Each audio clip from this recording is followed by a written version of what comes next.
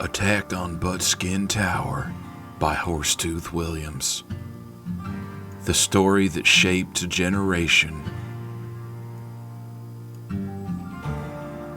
It'd been a long time since Roy had been down to the old saloon on Sylvester Street. So long, in fact, that even an old maid came out to play in the sprinkler when he had finally returned. "I'll have a milk, medium rare," chirped Roy to the barkeep. "Coming right up, my good fine dandelion of a sir," the bartender hollered out of his lips like a wild willow. The barkeep slid a glass down towards Roy. Roy immediately jumped up from his stool, and before his feet even hit the ground, Roy pulled out a tiny lasso. The lasso slang and tweedled wildly through the air like a vicious heat rash. The lasso wrapped around the glass and spun it wildly up into the air. For a moment, the glass transformed into a flying duck and released a few indignant quacks before returning to its original form as a glass of milk. Just as it seemed that the glass could take no more of the lasso, all the milk came flying out into the air. Jumping up like a magical dolphin boy, Roy slurped up all the milk before even one drop hit the ground, and then he said, "Now that's how it's done, boys." At that moment, Roy turned his back to the barkeep and squeezed out a little toot. The barkeep wasn't impressed with the toot, but still admired the attempt.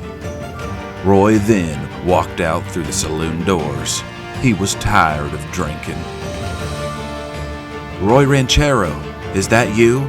A small boy approached Roy in this inquisitive manner. "Yeah, kid, that's me," said Roy confidently.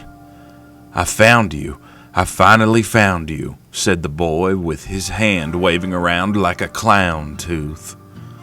"Been looking for me, eh, kid?" Roy was amused at this point, mostly because he was a fan of clown teeth. The boy looked at Roy right in the face and began spewing information. "My name is Henry, and my father was kidnapped by an evil spider ghost. The spider ghost took my father and sealed him with magic on the top of floor of Buttskin Tower. An old man in the woods told me that you were the only one who could help me." Roy looked concerned. "Buttskin Tower, you say?" "Yes, please help me, Roy," the boy shouted. Roy licked his lips as he thought about what he wanted to do about the situation. Roy first took out his glass eye and gave it a lick. After that, Roy looked down at his foot and gave it a little lick while thinking to himself. Finally, Roy said, "Well, lucky for you, kid, I have the key to Buttskin Tower." Roy reached down into his sock and pulled out a skeleton key that looked to be covered in buttskin.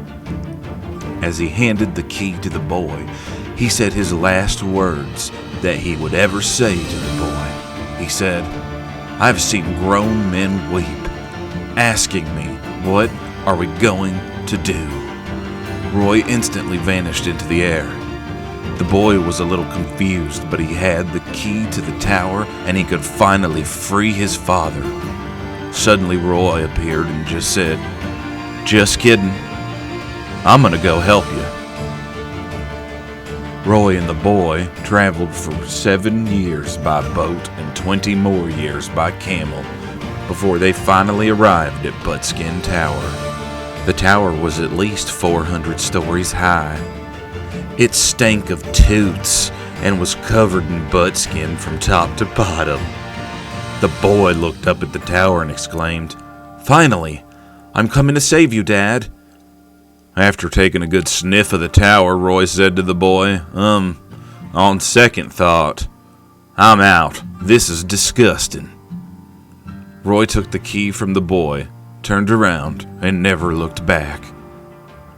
The boy was sad.